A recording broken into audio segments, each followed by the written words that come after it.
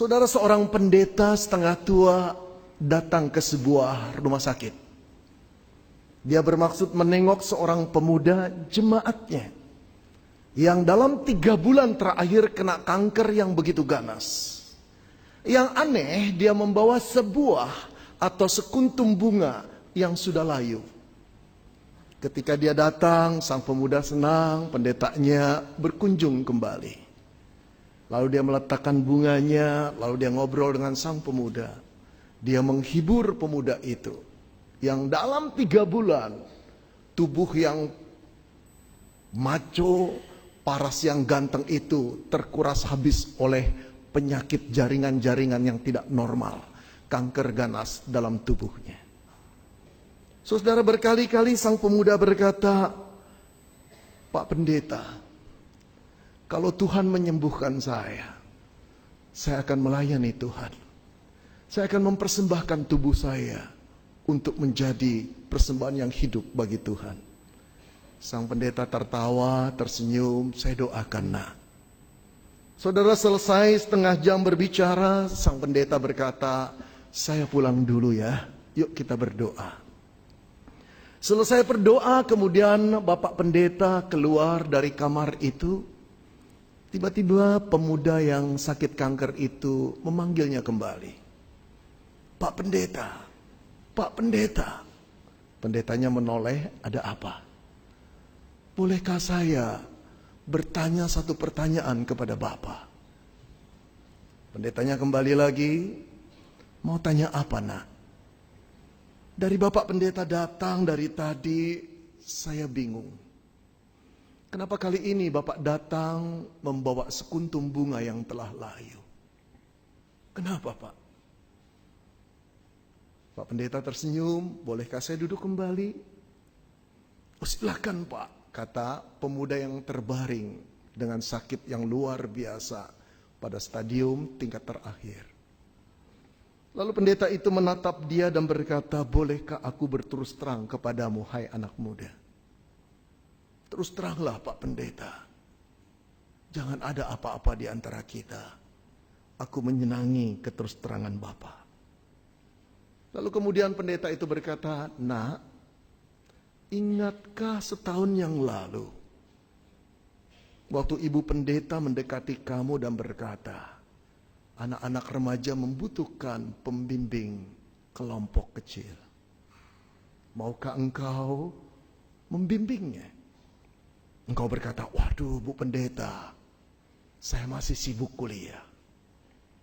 Setelah engkau masuk masa skripsi, ingatkah engkau teman-temanmu di pemuda berkata, "Jadilah ketua komisi pemuda. Engkau yang paling berkarisma." Lalu engkau bilang apa? "Saya masih skripsi." Betul, itu yang kau katakan. Ingatkah engkau setengah tahun yang lalu ketika aku datang kepadamu dan berkata, "Pimpinlah kur di gereja kita yang dirigennya sudah pindah keluar kota. Engkau yang berbakat." Engkau bilang apa? "Sekarang saya sedang bekerja." Engkau selalu menolak, bukan? Tapi setelah engkau kena kanker, beberapa kali aku datang kepadamu, hai anak muda. Berkali-kali engkau berkata, "Pak Pendeta, tolong doakan saya. Kalau Tuhan menyembuhkan saya ingin mempersembahkan hidup saya kepada Tuhan." Hai anak muda, dengarkan aku. Engkau sedang memberikan Tuhan sekuntum bunga yang sudah layu. Apakah kau pikir Tuhan hanya layak menerima sekuntum bunga yang telah layu? Pemuda itu terdiam, dia tertunduk, dia menangis. Keras itu kalimat, tapi benar adanya. Benar adanya. Dia cuma berjanji kepada Tuhan kalau Tuhan menyembuhkan. Dia mau menjadi pelayan Tuhan, dia mau melayani Tuhan, saudara. Tapi dia sedang memberikan tubuh yang sisa kepada Allah penciptanya. Pengemis-kah Allah? Pengamen di tengah jalankah Allah? Selayak itukah dia diberikan sisa tubuh, sisa kesehatan, Di mana masa pemuda itu sehat, cemerlang otaknya, bagus masa depannya? Di mana dia? Dia sedang sibuk dengan ambisinya, cita-citanya, keinginan dirinya sendiri. Saudara, banyak orang Kristen seperti itu di hadapan Tuhan. Ketika mereka diminta melayani, nggak usah lah, janganlah, aku masih sibuk lah, nanti saja. Kapan nantinya? Kapan nantinya? Setelah alat pacu jantung masuk dalam tubuhmu, setelah selang-selang infus menusuk nadi-nadimu, kapan nantinya? Setelah kena stroke, lalu berkata, Tuhan pakailah aku Tuhan. Sekarang tinggal Tuhan berkata, nanti dulu. Kau kira aku hanya layak menerima barang bekas.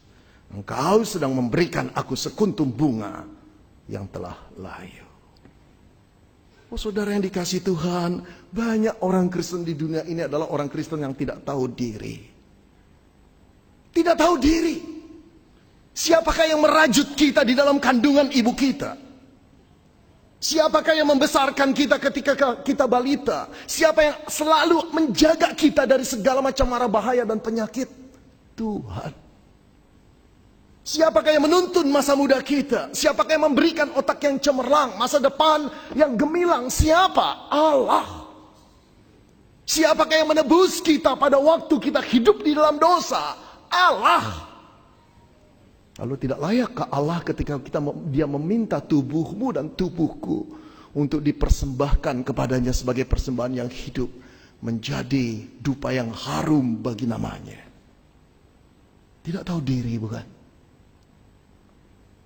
Kalau kita punya keperluan, kalau kita terdesak, kita menjerit kepada Allah. Kalau dia tidak mengabulkan, kita marah dan berkata, engkau Allah seperti apa? Aku tidak akan percaya kepadamu. Aku meminta, engkau tidak menjawab. Aku berdoa, engkau sembunyi. Kita tidak tahu yang kita ajak bicara, yang kita adalah pencipta. Satu tiupan nafasnya membuat jiwa kita bisa terbang melayang. Kita tidak lagi hormat kepada Tuhan. Kita tidak lagi takut akan Tuhan. Kita membuat dia seolah-olah kacung kita, bujang kita. Kita seolah-olah berhak atas diri kita. Seolah-olah kita bisa menciptakan diri kita sendiri dan tidak bergantung kepada Allah. Padahal seluruh hidup kita sampai sekarang ini, kita bergantung kepada Tuhan. Oh saudara, karena itu Paulus mengingatkan jemaat atau orang Kristen di kota Roma untuk tidak main-main dengan Allah. Untuk memuliakan Tuhan dengan tubuhnya. Karena itu dia berkata,